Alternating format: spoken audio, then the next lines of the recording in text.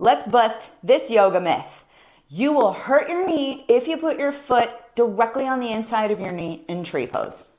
You've heard this probably 10,000 times, but the fact is, anatomically, that is inaccurate. Let's talk about why. And my goal is to empower you to understand how your body works so you don't have to fear it. And if you're a yoga teacher, my goal is to help you empower your students to not fear their body, but to understand how they work. This is a very, very common cue we hear. Do not put your foot on the knee. You're going to push your knee sideways. You're going to dislocate your knee. You're going to injure the ligaments and the tendons in some way.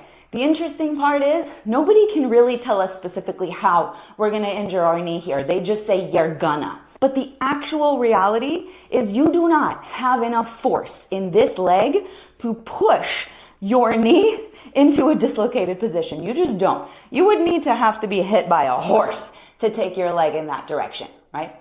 Not only that, but when we practice vrikshasana or tree pose, we're not just pushing this foot into this leg and doing nothing else.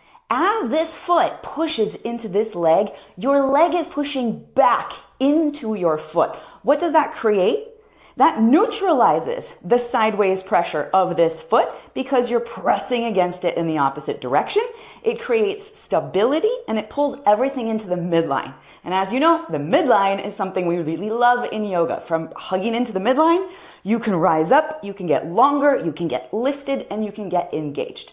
So let's break this down a little further. Where are our options for tree pose, right? You can start with the toes on the ground, heel on the ankle. You can go to the shin. You can go to the inside of the knee. And you can also go up towards the inner thigh. The key is, where are you able to be stable and where are you able to breathe? The height of where your foot lands is actually determined by the degree of hip flexion that you have in the active range, right? If you can lift your knee all the way over here and then place your foot on your inner thigh, that was all active. I did that using my muscle strength, right? If you can only lift your knee to the place where your foot lands right here, that's great. That's your current degree of active hip mobility. And then as that increases, you can get the leg higher. Now let's get back into talking about the knee. Which way does your knee move? Most of us know the need to move in flexion and extension, right? Forward and back.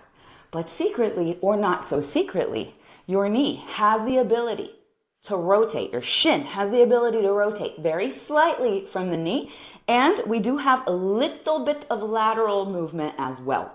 That means that simply applying a little bit of pressure on the inside of your knee is not going to injure you. Your knee is designed to be able to withstand and withhold that.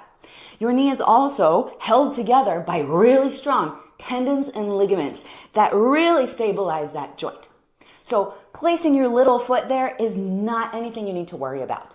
I will say caveat, if you are currently injured with an active knee injury, you just had surgery, you have an ACL tear, an MCL tear, a meniscus tear, there's something legitimately wrong with the inside of your knee, don't put your foot on your knee. Why? Because you're probably also dealing with inflammation, you're dealing with healing, and there are many other options. But if your knee is not injured, there's no reason to think that putting your foot here is going to push your knee out of alignment.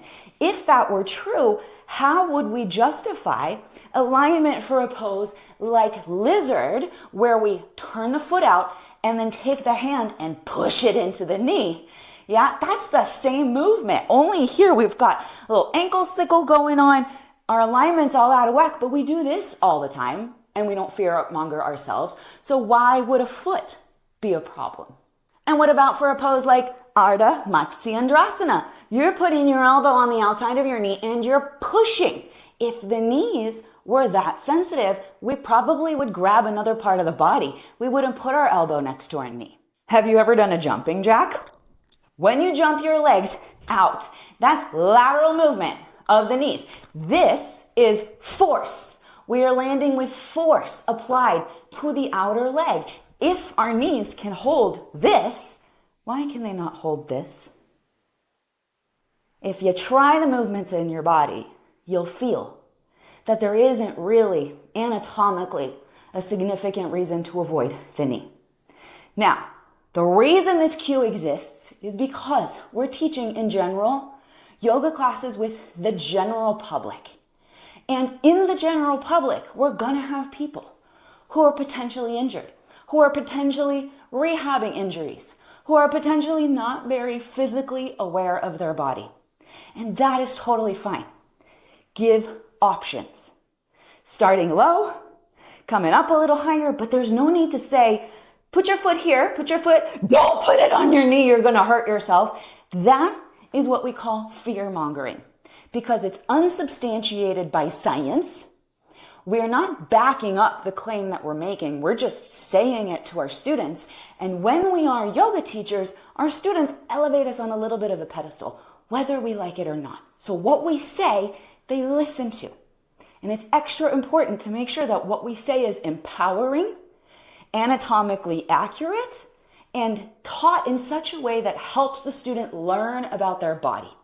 And if we say, don't do that, you're gonna hurt yourself, and we don't explain why, then are we doing our students our service?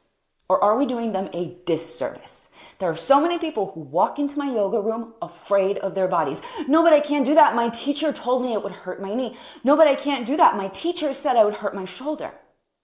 Your body is designed to move in all the ways, especially if you're not injured. So learn how to use your body, learn how to strengthen around your joints, learn how to stabilize your tree pose by pressing foot into leg, leg back into foot. Feel how those two things pressing together allows you to root down more so you can rise up more and then let your damn foot be wherever it lands. Some days my tree pose is here, other days it's here, other days it's here, but there's never a time where I'm like, oh my God, the knee, oh my God. Your knee can handle it.